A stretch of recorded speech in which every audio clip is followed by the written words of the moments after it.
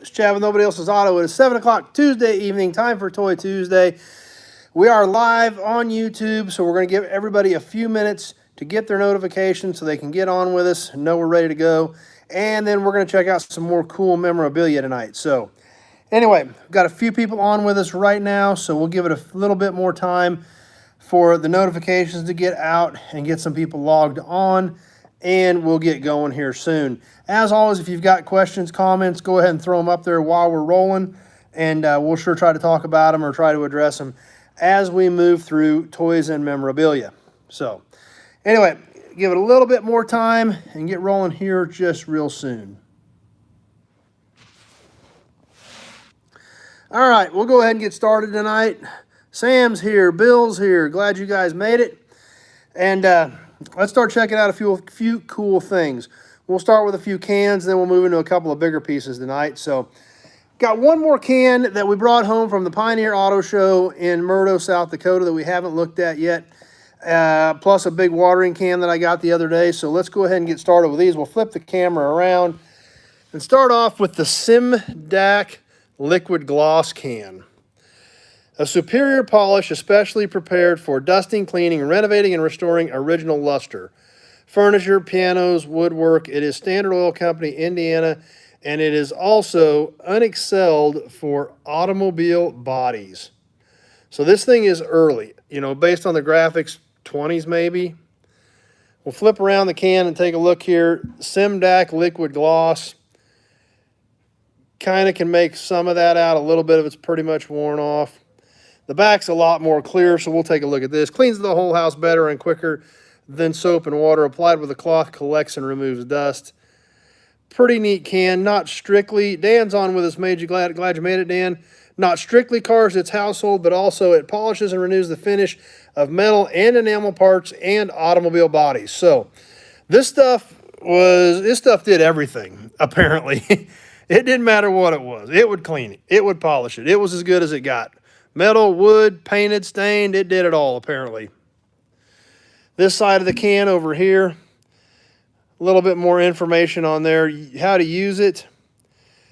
Simdac dust cloth. Sprinkle a soft, dry cotton or linen cloth with Simdac. Put away until cloth is thoroughly impregnated. This makes a perfect dustless dusting cloth. That's right, Sam, snake oil. That's exactly kind of what I was almost thinking. Ellen, North Carolina, it's on with us. But that's about what it seems like it was, because it did everything. It polished it, cleaned it. And back then, snake oils were a pretty common cure for everything. Still has the cap on it. So like I said, definitely some wear to it, but really a cool can. And it is Standard Oil Company, so it does definitely tie in with our cans.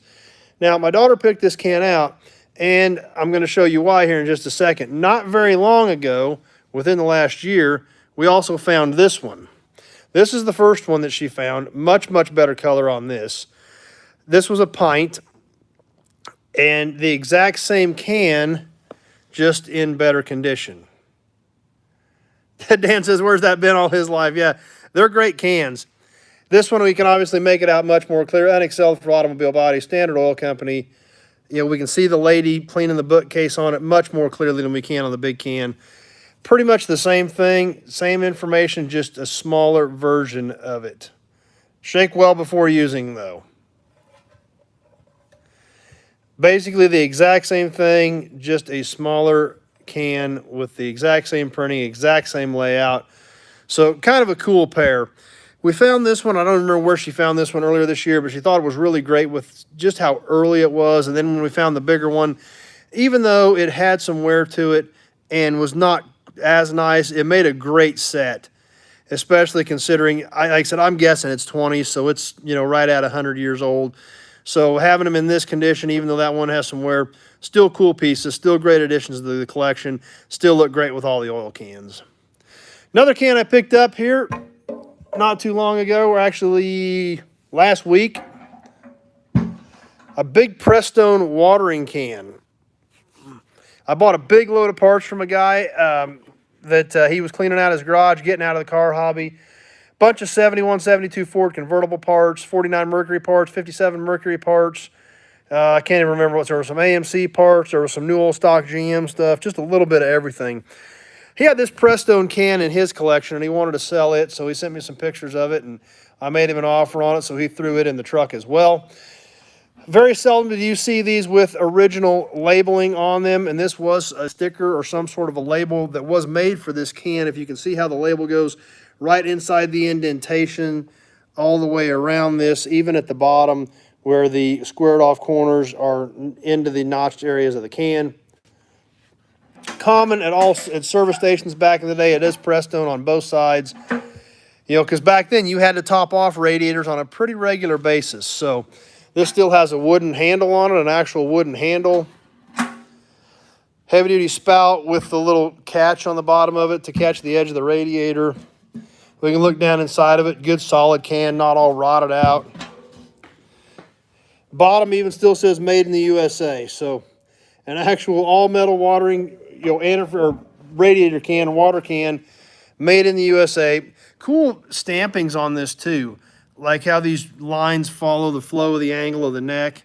You know, there's no reason for that other than it looks good. The way the sticker was made to fit inside the ridges on the can itself. Like I said, something different, something cool, and definitely craftsmanship that we don't see anymore at all. So thought that was kind of a cool piece as well.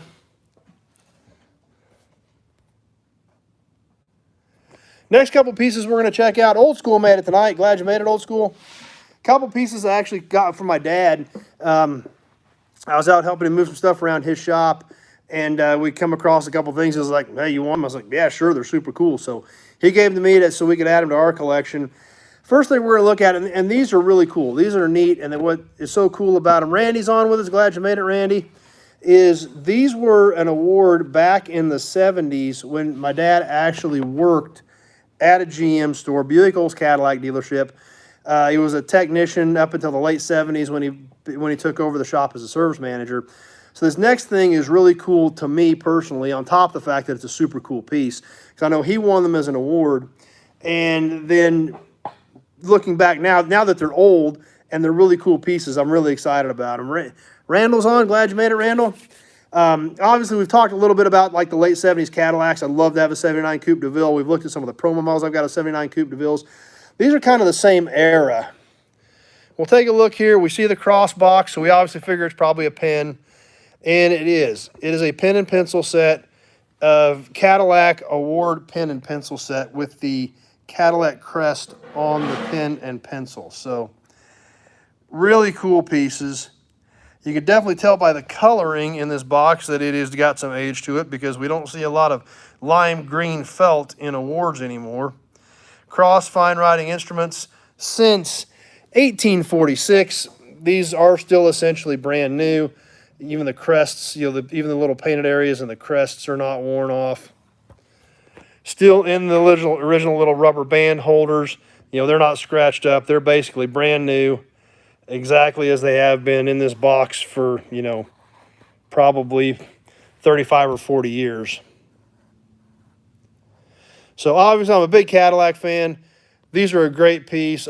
Australian historic vehicle enthusiast from Australia made it again tonight. Glad you made it tonight, Peter. So the Caddy pins I was super excited about. Really happy that he gave them to me to allow us to add them to our collection. And I think they're great display pieces, especially still in the box. Hi from Australia. Great collection. First time he's been with us live. Well, that's great. That's pretty cool, because we're actually getting, on Sunday night we get some people from different parts of the world on, so it's great that we're getting some of you on Toy Tuesday as well. One more piece we're going to look at. This was actually kind of surprised me. We were cleaning some stuff out in the back of my dad's shop, and this tube fell out from like clear back in the back of an oil shelf where he had all of like his oil, like just 1030, 530. We were getting some stuff out back there, oil filters, all that just typical shop stuff, and this tube fell out. We opened up the tube, and it was super cool, and he's like, I've already got some of those hanging in my good building. Why don't you take that one and hang it in your shop? So this is a great banner. This is an early silk banner, and these are super cool. For the 1952 Buick Roadmaster. I needed a place to hang it so I could show it all to you, so I hung it on the bumper of the Camaro and raised up the lift. But it worked. Great banner in great condition. Sure is true for 52, 170 horsepower Roadmaster. custom built by Buick. We've got a little bit of staining down on the Buick down here towards the bottom, but pretty minimal. This thing's 70 years old. If that's the worst we've got to deal with on a 70-year-old Banner, I'm cool with that. Still has the fringe across the bottom. The cool little 52 with a little swoop thing there. Still has the fringe. Old school says that is nice. Yeah. Still has the fringe on it on both ends. It's even got the little bullet points on both ends of the stick that held it up and displayed it in the dealership showroom. So, now, what's so cool about a 170 horsepower Roadmaster in 1952? 1952, the Roadmaster went through some changes in the engine compartment. The 1952, let's see, Bill just got his hot rod with the Camaro in it. He's going to have to send it to me to get autographed. That's fine. What wasn't nice in 52? That's true.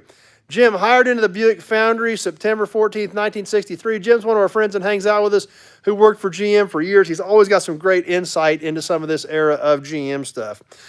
But in 1952, the Roadmaster was the last year for the straight 8 in the Roadmaster. In 53, we went to the iconic nail head that everybody's familiar with. So 52 was the last year that had a straight 8 in it. However, what made it worth advertising 170 horsepower? Doesn't sound like much today. In 1952, that was a pretty big deal. The 1952 Roadmaster had a 1-year only piece on it. In 1952, they went to a 4-barrel carburetor on the Roadmaster only. Now, Buick had dual carbs back in the early 40s, but this year in 52, that was the only year they went to a single 4-barrel carb on the straight 8. That's what gave it the 170 horsepower. That's what they were trying to advertise with this. That's what they wanted everybody to know when they hung this in the dealership showroom. So that's what's cool about it. That's why it was a big deal. That's why it was worth putting on a banner, was the 4-barrel on the big straight 8. Obviously, Roadmaster had the biggest straight 8 engine they had. They threw a 4-barrel on it. They got more power out of it, and they wanted everybody to know that it was custom built by Buick. So great condition, great colors, awesome piece. Can't wait to hang that over in the other shop and add it to the collection of banners that we've got, including our original Tucker banner. So, and we do have some others. We've showed a few of them off on here over time, but this was a great piece. Love the 52 Roadmaster. Love the story behind the 52 Roadmaster. And those old Buick Roadmasters from the 50s, definitely statement cars. 4 portholes, big sweep spears. They were awesome. 1 notch below a Cadillac, and they made them look like it, and they had style galore. So, anyway, that's what I've got for you guys tonight. I hope you guys enjoyed it.